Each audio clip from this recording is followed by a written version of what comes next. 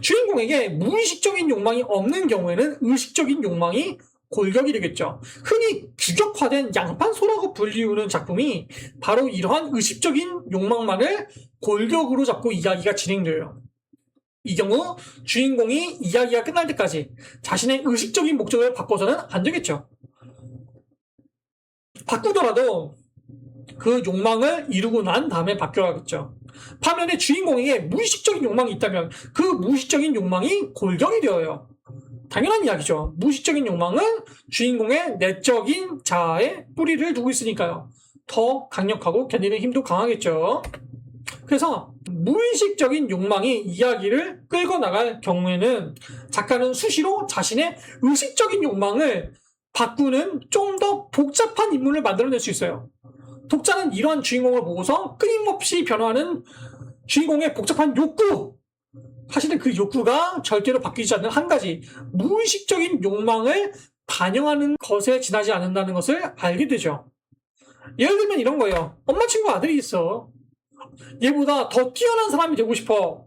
그러다 보니까 어떻게 해요? 학교 성적에 욕망을 줄 수도 있죠. 운동에 대한 욕망, 발변에 대한 욕망, 게임을 잘하고 싶다는 욕망 등 끊임없이 의식적인 욕망이 만들어질 수 있어요. 하지만 그 모든 의식적인 욕망의 기저에는 뭐가 깔려 있어요? 무의식적인 욕망. 엄마 친구의 아들이 이기고 싶다. 라는 그 무의식적인 욕망이 깔려 있는 거예요. 어렵지 않게 이해되시죠? 좋아요. 그 다음으로 그건 추구예요. 여러분들이 웹소설뿐만 아니라 수많은 컨텐츠를 감상했다면, 그리고 처음부터 지금까지 제 영상을 잘 들어왔다면 이런 생각에 도달한 분도 계실지 모를 것 같아요. 그게 뭐예요? 수많은 장르와 플롯이 있음에도 사실상 이야기는 단 한 종류만 있는 것이 아닌가? 즉 뭐예요? 인류가 처음 서로에게 이야기를 들려줄 때부터 지금까지 무언가를 추구하는 이야기만 끊임없이 반복해온 것이 아닐까? 여러분들은 어떻게 생각해요? 정답은 뭘까요? Yes or no? Yes죠. 모든 이야기는 추구의 형식을 가져요. 주인공이 당연히 욕망을 추구하고 그 과정에서 방해하는 모든 것들과 맞서 싸우죠. 당연히 목적을 달성할 수 있고 그렇지 못할 수도 있어요. 하지만 이 모든 과정을 우리는 이야기라고 불러요. 그래서 지금까지 배웠던 것들을 도식화하면 최종적으로 이렇게 볼 수 있을 것 같아요. 사실상 이게 이야기의 전부예요. 어때요? 간단하죠? 이건 음악의 근본 형식과도 매우 닮았어요. 음악의 근본 형식이 뭐예요? 12개의 음표.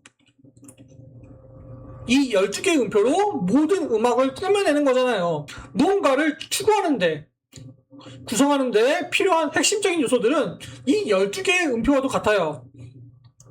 지금까지 배운 이야기의 요소들은 우리가 평생을 들어서 잘 알고 있는 것들이잖아요. 하지만 겉보기에만 간단하게 보일 뿐이지 막상 이야기를 만들어 보면 터무니없이 어렵죠. 12개의 음표를 아무렇게나 배열한다고 해서 모두가 환희의 송과 같은 음악을 만들 수 있는 건 아니잖아요. 그런 것과 똑같아요. 그렇기 때문에 우리들은 이 주인공의 욕망에 관해서 매우 심도 있게 관찰을 해야겠죠. 주인공이 무엇을 추구하며 어떤 의식적 욕망, 무의식적 욕망이 있는지요. 남은 내용들은 쉬운 것들이에요. 도발적인 사건을 설계하는데 몇 가지 숙지해야 할 사항이 있거든요. 당연한 이야기야 빠르게 짚고 넘어가 볼게요. 일단 도발적인 사건이 일어나는 방식은 우연과 의도에 의한 것 둘 중 한 가지예요. 너무 쉽죠? 중요한 건 뭐예요? 반드시 명시되어야 한다는 거예요. 단 서브 플롯의 경우는 예외예요.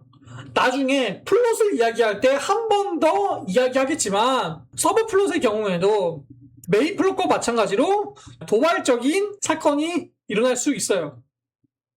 근데 서브 플롯에서의 도발적인 사건은 보이지 않을 수 있어요. 예를 들면 벤처기업을 운영하는 것이 메인 플롯이라면 그 아래 가족 이야기, 연애 이야기 이런 것들이겠죠.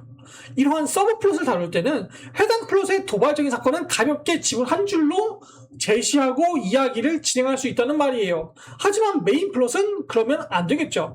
독자들이 보고 싶어하는 이야기인데 그걸 땡 처리하면 절대 안 되죠. 그렇다면 그 이유가 뭘까요? 왜 반드시 보여줘야 할까요? 그게 이야기 설계에 어떤 영향을 미치길래 그러할까?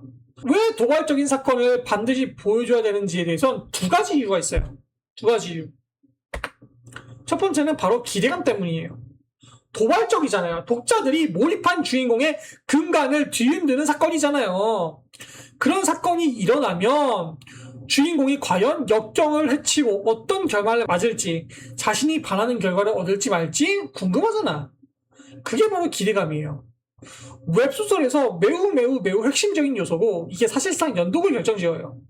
그래서 여러분들은 이 도발적인 사건을 매우 잘 만들어야 하고, 이 사건을 어떻게 보여줄 것인가, 그리고 이에 따라 주인공을 어떠한 반응을 보여줘야 하는가를 고민해야 하는 거죠.